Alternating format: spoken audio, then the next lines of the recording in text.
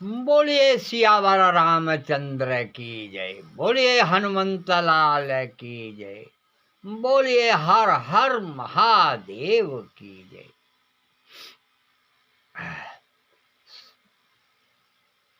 तुमेव माता च पिता तुमेव, तुमेव बंधु च सखा तुमेव, तुमेव विद्या द्रविणं त्वमेव, त्वमेव सर्वं मम देव देव।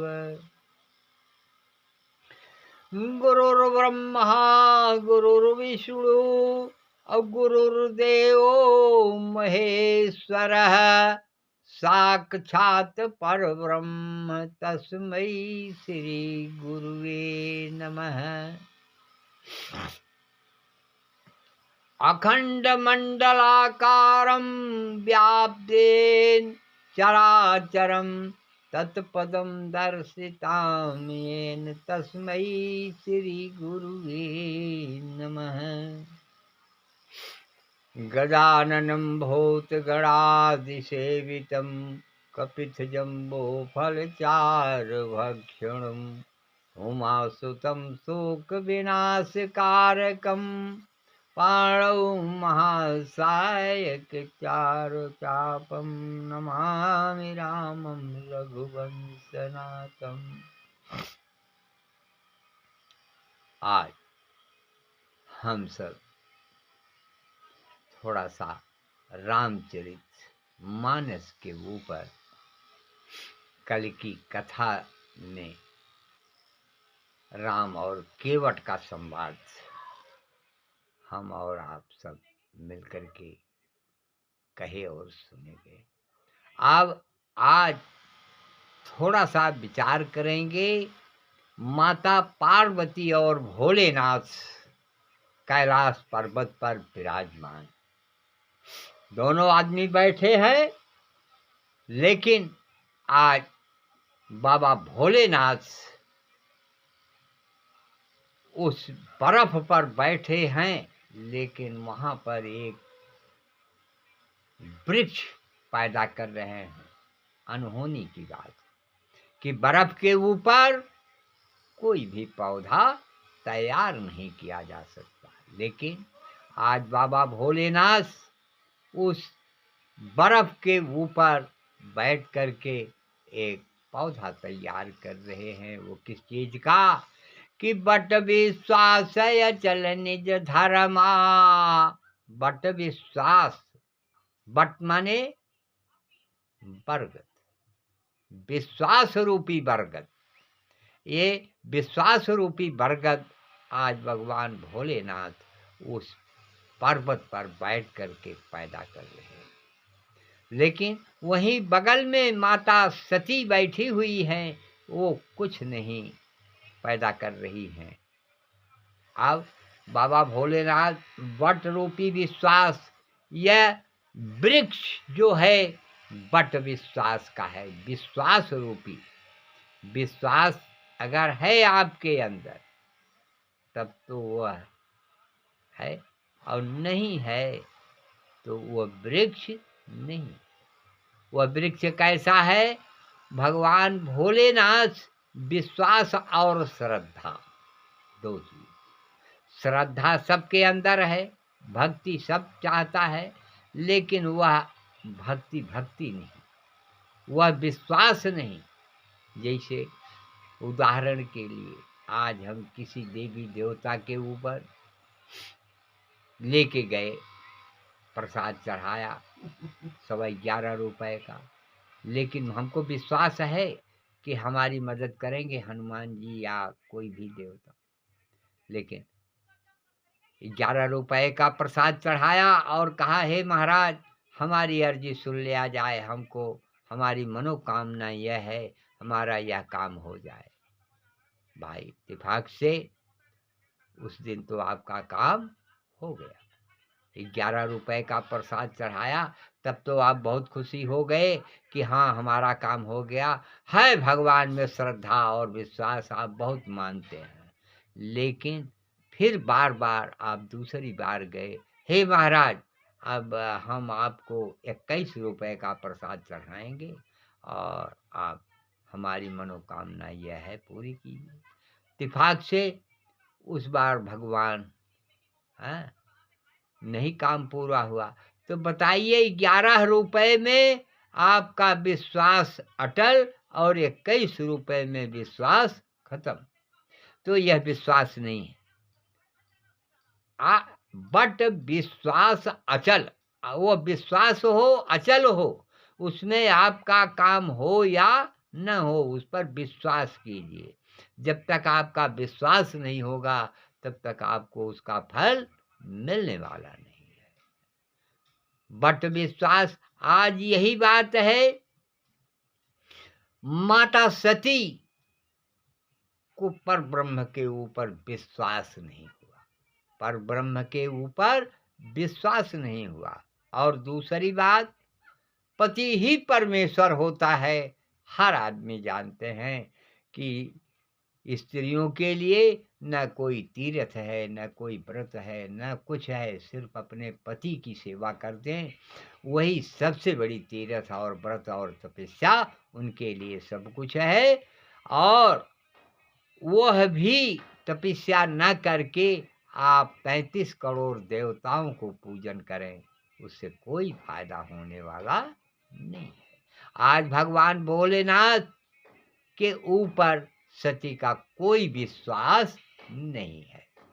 जो भी विश्वास नहीं करेगा उसके लिए अंत तो गत्वा अंत समय में उसको कष्ट ही झेलना पड़ेगा, जैसे माता सती को किया। भगवान भोलेनाथ बारंबार कह रहे हैं कि भगवान के चरणों में भगवान की कथा सुनो, और हे सती तुम्हारा भी कल्याण हो जाएगा।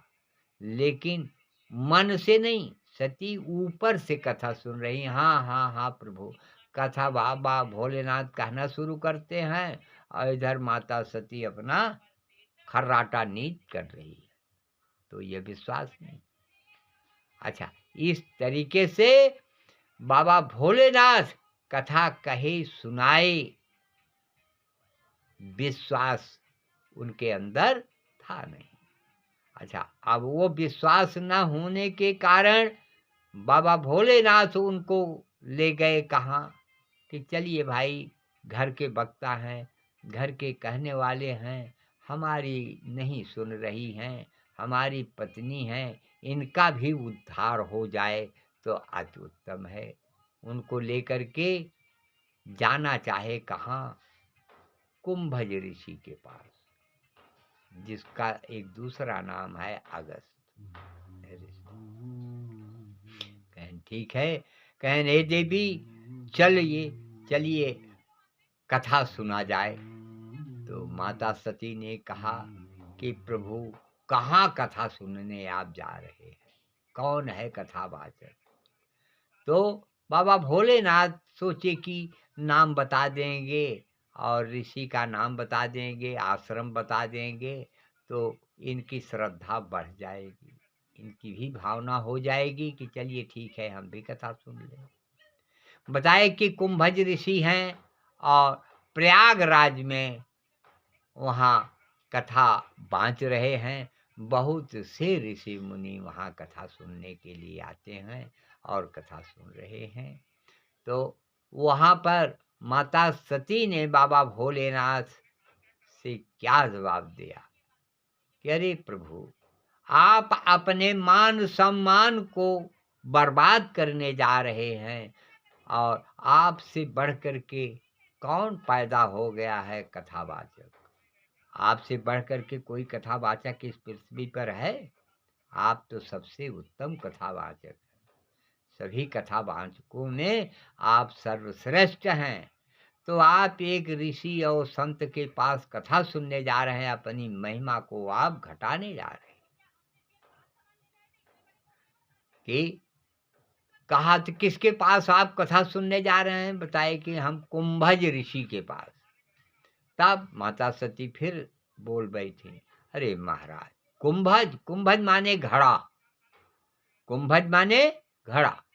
तो आप एक समुद्र हो करके एक घड़े के पास आप कथा सुनने जा रहे हैं, महिमा घट तो ही जाएगी। बाबा भोलेनाथ ने कहा, नहीं सती, महिमा कैसे घटेगी? अरे समुद्र अथाह है जरूर और घड़े में सीमित पानी है, लेकिन समुद्र का एक गिलास जल किसी को, मरता हुआ आदमी, प्यासा हुआ आदमी को अगर पिलाया जाए, क्या वो जीवित हो सकता है? नहीं जीवित हो सकता, क्योंकि समुद्र का पानी जो है खारा है, और घड़े का अगर उसको एक गिलास पानी पिला दिया जाए तो शायद जीवित हो जाए। तो हे देवी, वो संत हैं, उनकी वाणी जो है, हैं, महान है, वो कथावाचक है। अच्छा, बहुत कहने सुनने के बाद तो माता सती ने कहा, अच्छा चलो, जब नहीं मान रहे हो तो चलो हम भी चलेंगे। वो भी तैयार हो गई जाने के लिए। कहीं महाराज क्या कथा सुनाएंगे, वो तो खुद ही परेशान आदमी होंगे, आप मत चलिए, न जाइए, लौट चलिए, नाना प्रकार से। अंत में वहाँ कुंभज ऋषि के पास वो पहुंच भी गए लेकर के। अब कुंभज ऋषि ने देखा कि माता सती और बाबा भोलेनाथ दोनों आज हमारी कुटिया पर पधार रहे हैं, और उसमें उसके पहले ही बाबा भोलेनाथ ने सती से कहा कि हे देवी, अरे जरा देखो तो कितने आदमी कथा सुन रहे हैं, कौन कौन से संत यहाँ आए हैं कथा सुन रहे हैं। माता सती ने कहा, ये तो मैं नहीं बता सकती कि कौन कौन से संत हैं, लेकिन इतना तो मैं बता सकती हूँ कि कम से कम हजारों की संख्या में लोग कथा सुन रहे हैं, ये इतना मैं बता सकती हूँ। कहा ठीक है, हजारों की संख्या में कथा सुन रहे हैं। तो जब कुंभज ऋषि ने देखा कि बाबा भोलेनाथ और माता सती आ गई, तो वहां पर बाबा तुलसीदास जी ने बड़े उत्साह के साथ देखा कि आज राम की कथा सुनने के लिए माता आदिशक्ति और बाबा भोलेनाथ जा रहे हैं। तो वहां पर माता सती को क्या उपाधि दी, पदवी दे दी, जगत जननी। जगत जननी की उपाधि दी, और आते वक्त ये उपाधि कथा न सुनने के कारण उनके शरीर से वह उपाधि चली गई। तो जाकर के कथा तो सुनने के पहले कुंभज ऋषि ने बोले शंकर भगवान की जय, हर हर महादेव की जय, जय जयकारा लगा करके कथा वहीं पर स्थगित करके आकर के कुटिया के बाहर बाबा भोलेनाथ को देख करके उनसे हाथ जोड़ करके प्रणाम किया। तब माता सती ने यह दृश्य देखा, तब बोल पड़ी कि हे प्रभु, चलिए अब भी अच्छा है, देखिए ये महात्मा कह रहे हैं हाथ जोड़ करके कि हमको कथा वथा कुछ आती नहीं है, आप क्यों परेशान हो रहे हैं, आप क्यों कथा सुनने आए हैं, अच्छा है कि आप यहीं से लौट जाए। माता सती ने यह कहा भोलेनाथ से, तो भोलेनाथ बोले, हे देवी, इनके हृदय का प्रेम क्या कह रहा है, आप यही दहा करके, आप यही विचार करके सोच रहे हैं। इतने में उनके हर्ष में आकर के देख करके माता सती को और भोलेनाथ को हृदय से उनके आंखों से आंसू भी गिरने लगे। इसके बाद माता सती ने कहा, हे प्रभु, हे दीनदयाल, अब इनको ज्यादा परेशान आप मत करिए, ये देखिए हाथ जोड़ करके खड़े हैं, रो रहे हैं कि हमको कुछ कथा पूजा आती नहीं है, आप अब से भी भलाई है कि आप चले जाओ। ये सब चीज़ें होते हुए माता भोलेनाथ तब भी न माने। माता सती को ले जा कर के और वहाँ जा कर के कुंभज ऋषि से कथा का श्रवण किया। बाबा भोलेनाथ ने कथा को तो सुना, लेकिन माता सती ने कथा नहीं सुनी। अब अंत में एक दिन नहीं सुनी, 2-4 दिन नहीं सुनी, इसके बाद कई दिन बीत गए, लेकिन माता सती का मन कथा में नहीं लग रहा। तब बाबा भोलेनाथ सोचे कि अच्छा है कि इनका मन नहीं लग रहा है, तो रुकना भी बेकार है। चलिए कैलाश पर चलें। उसी समय में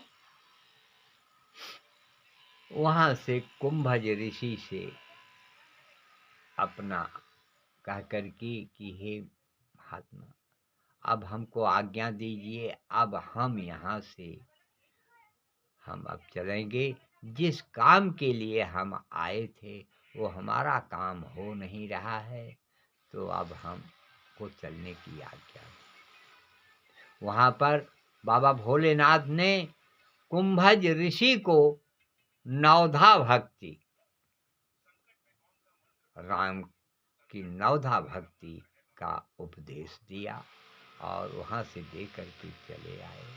फिर बाबा तुलसीदास जी ने लिख दिया कि ये तो जगत जननी के काबिल नहीं है, ये पति की बात नहीं मानी और संत की बात नहीं मानी, संत को इन्होंने अपमान किया, इसलिए ये जगत जननी नहीं हो सकती, ये तो राजा दक्ष की कन्या, ये दक्ष की पुत्री ही बन करके रह गई। जो पदवी मिली थी वो भी हाथ से छूट गई। अब आकर के बीच में भगवान भोलेनाथ ये प्रार्थना कर रहे हैं, हे त्रिलोकीनाथ, हे सच्चिदानंद, मैं एक तो आपकी कथा सुन करके आ रहा हूँ, दूसरे कहीं आपका दर्शन हो जाता तो हम धन्य हो जाते और इनका भी कल्याण हो जाता।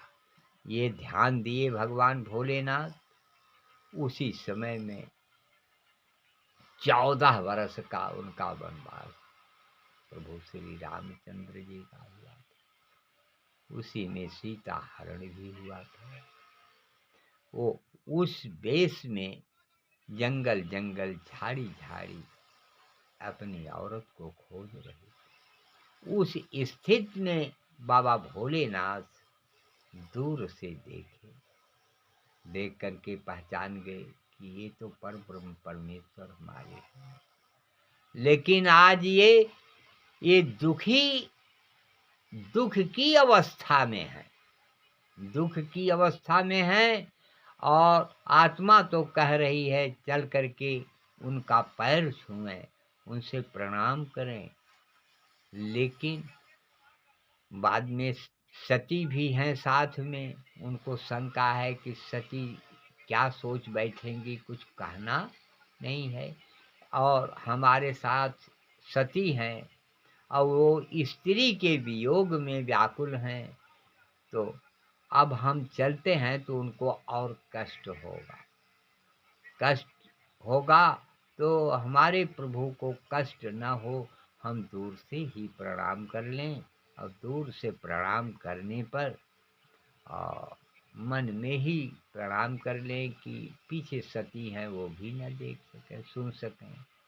तो भगवान भोलेनाथ अपने मन में सच्चिदानंद कह करके प्रणाम किया और प्रणाम करने के बाद आंखों से आंसू की धारा गिरने लगी। जब मुख को देखा सती ने पूछ पड़ी, अरे प्रभु ये क्या हालत है, आपने सच्चिदानंद कह करके प्रणाम किया, किसको किया, आप क्यों ऐसा, और आंखों से आंसू, क्या बात। तब बाबा भोलेनाथ ने कहा कुछ नहीं देवी। कहा नहीं कुछ तो है, बताइए, आप छिपाइए मत। अंत में वही बात बाबा भोलेनाथ दोहराए कि जो मैंने कथा आपको सुनाई थी, जो कुंभज ऋषि ने कथा सुनाई और तुम सुनी नहीं, जो मैंने भक्ति कुंभज ऋषि को बताई वही हमारे सच्चिदानंद भगवान पर ब्रह्म परमेश्वर वो है। अंत में सती ने उनको भी घोषित कर दिया कि वो तो राजकुमार हैं और राजा के लड़के हैं। वो भी राजकुमार नहीं बल्कि वो तो पागल है। इस तरीके से उनको पागल सिद्ध करने में बाबा भोलेनाथ ने बहुत समझाया बुझाया, कहा कि नहीं, ये आप सरासर झूठ ही बोलने का धंधा किए हैं। कहा देवी झूठ बोल नहीं मैं रहा हूँ, सत्य बता रहा हूँ। वो पर ब्रह्म परमेश्वर है। कहन वो पर ब्रह्म परमेश्वर होते तो उनको ये पता न होता कि हमारी स्त्री को कौन हर करके ले गया। अंत में बाबा भोलेनाथ उनके तर्क वितर्क से आज हार गए। हारने के बाद कहा देवी अब तो एक ही रास्ता है कि अब उनकी परीक्षा आप करेंगे। उस परीक्षा में ही आपको पता चल जाएगा कि परब्रह्म परमेश्वर हैं कि मनुष्य हैं। माता सती ने जाकर के कुछ दूर में देखा और अपना रूप बदल दिया, सीता का रूप धारण किया कि अगर वो परब्रह्म परमेश्वर होंगे तो मुझे पहचान लेंगे कि सती हैं, और अगर नहीं होंगे तो मुझे अपना लेंगे। तो ठीक है, अंत में जा कर के ऐसा किया तो परब्रह्म परमेश्वर जब माता सती को देखा, देख करके दूसरा रास्ता बदल दिए, चारों दिशाओं में घूम घूम करके इधर से इधर कर लास्ट में अंत में भगवान उनको बताए कि अरे भोलेनाथ कहाँ है। हाँ? तब माता सती अपना परिचय दिए हाथ जोड़ करके, मैं राम, दशरथ का लड़का राम हूँ, अयोध्या नगरी की। तब भी माता सती को विश्वास नहीं हुआ। अंत में मायापति माया अपनी फेर दिए, और फेरने के बाद जब बताए कि अरे हे देवी, बाबा भोलेनाथ कहाँ हैं जो तुम यहाँ वन में अकेली फिर रही हो। जब इतना कहा तब माता सती लज्जावश अपनी आँखों को बंद करके देखा तो अंदर भी भगवान ध्यान मग्न है। वहाँ से लौट करके आने के बाद कहाँ भोलेनाथ को बता रही थी कि आप झूठ बोल रहे हैं। अब यहाँ माता सती ने वहाँ झूठ बोला कि हे प्रभु, भगवान भोलेनाथ ने पूछा देवी भगवान को देखा है आपने ब्रह्म को? कहा नहीं प्रभु, जैसे आपने प्रणाम किया वैसे मैं भी नज़दीक से जाकर के प्रणाम किया और कुछ नहीं। जब भगवान भोलेनाथ ध्यान धर करके देखे तो इनकी करतूतें पता चल गई। अब इस करतूत को पता चलने के बाद बाबा भोलेनाथ ने संकल्प कर लिया कि शिव संकल्प कीन्ह मन माही, यही तन सती भेंट अब नाही। बोले सियावर रामचंद्र की जय, बोले हनुमंत लाल की जय, बोले आदि शक्ति माता जगत जननी जगदम्बा की जय, बोले गणेश भगवान की जय। कथा विसर्जन होत है सुनहु वीर हनुमान, और जो प्रभु जहाँ से आए तह का करो बयान। बोलो सियावर रामचंद्र की जय। त्वमेव माता च पिता त्वमेव, त्वमेव बंधु च सखा त्वमेव।